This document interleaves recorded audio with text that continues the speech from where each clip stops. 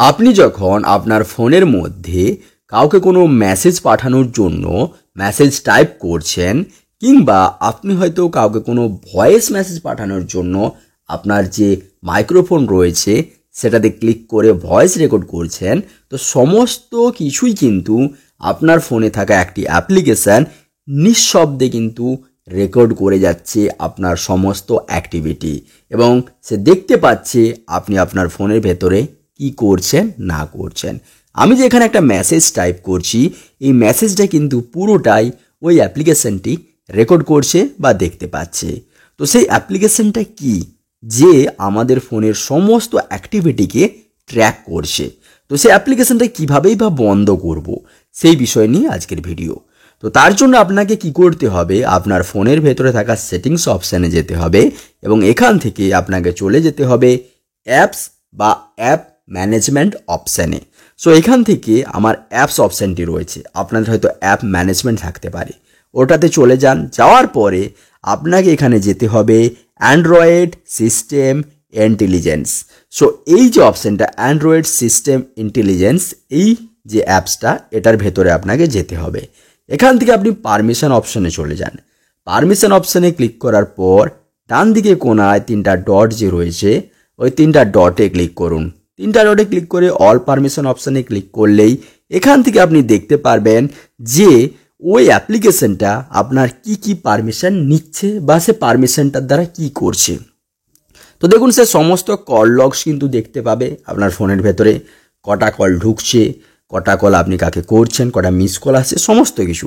এছাড়াও আপনার ক্যামেরা ব্যবহার করে সে ফটো নিতে পারবে, ভিডিও নিতে পারবে। এছাড়াও সে কিন্তু আপনার সমস্ত কন্ট্যাক্ট পড়তে পারবে। এছাড়াও আপনার আশেপাশে আপনি কোন লোকেশনে আছেন সেই লোকেশনটাও সে কিন্তু ট্র্যাক করতে পারবে, আপনার অডিও রেকর্ড করতে পারবে। এছাড়াও আপনার আশেপাশে কী ধরনের ডিভাইস রয়েছে সেগুলোকে সে ট্র্যাক করতে পারবে। Read phone status and identity, আপনার ফোনের স্ট্যাটাস আইডেন্টিটি সমস্ত কিছু দেখতে পাবে।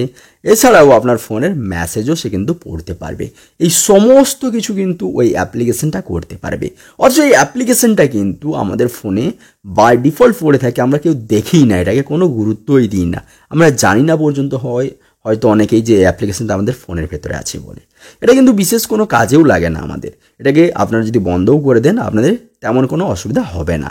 তো তার জন্য আপনি কি করবেন, সবার প্রথমে এখান থেকে স্টোরেজ অপশানে চলে যান। স্টোরেজ অপশানে যখন যাবেন, স্টোরেজ অপশানে ক্লিক করলে আপনারা ক্লিয়ার ক্যাশে অপশান পাবেন। তো দেখুন নিচের দিকে ক্লিয়ার ক্যাশে বলে একটা অপশান আছে, ওখানে ক্লিক করুন। ক্লিয়ার ক্যাশে অপশানে ক্লিক করে ক্যাশেটাকে ক্লিয়ার করে দিন।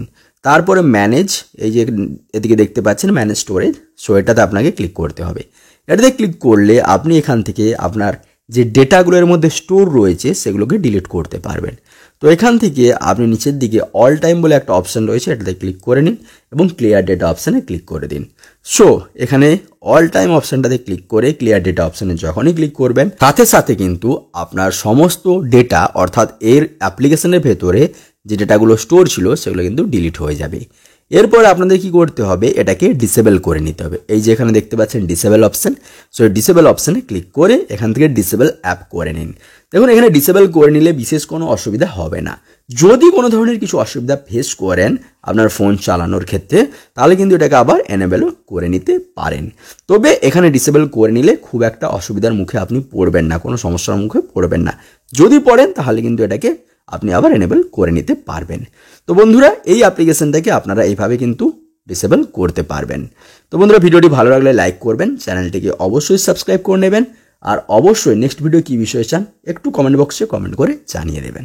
ভালো থাকুন, সুস্থ থাকুন, আপনাদের সাথে দেখা হচ্ছে নেক্সট ভিডিওতে।